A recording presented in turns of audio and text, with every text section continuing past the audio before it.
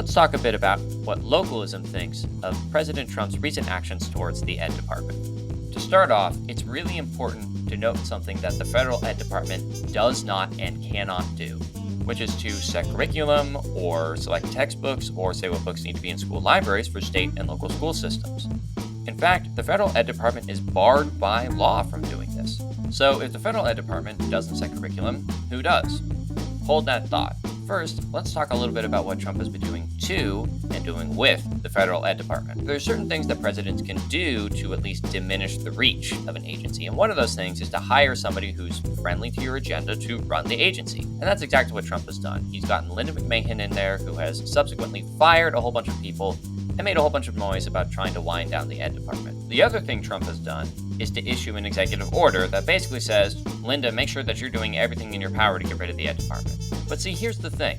Trump's executive order also tells Linda to make sure that federal funds are being spent in compliance with federal priorities and federal civil rights law. And Linda has definitely been following this instruction. She's been doing stuff like suing Harvard and suing other schools for not doing what the Trump administration wants him to do. The end result of all this is that, one, Trump actually needs the Ed Department to stick around. It's too useful of a stick to bludgeon political opponents with. And two, when Trump is gone and the next administration comes into place, they're going to have this new precedent for how to use the Ed Department, to use it to fight against institutions of higher learning and other school systems that aren't bending the knee to whatever the next president's policies and priorities are.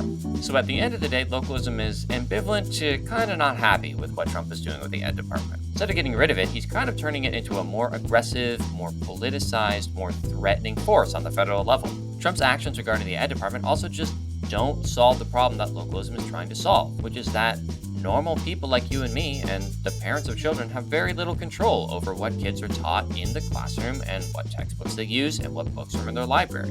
In order to solve that problem, instead of fighting back at the federal Ed Department, which doesn't have the authority to do anything with curriculum, we need to go and tell our state governments, hey, you need to get rid of these state-level education boards that then dictate from afar what our kids are learning with no room for local governments and communities to decide for themselves what makes the most sense regarding education. And let me tell you something right now.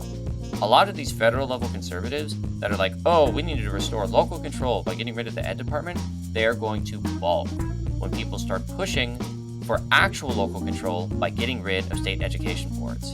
Because conservatives know that they control most state boards of education. They don't actually care about local control. They just want to make sure that the politicians who dictate things from afar when it comes to education are wearing their jerseys instead of the Democrats.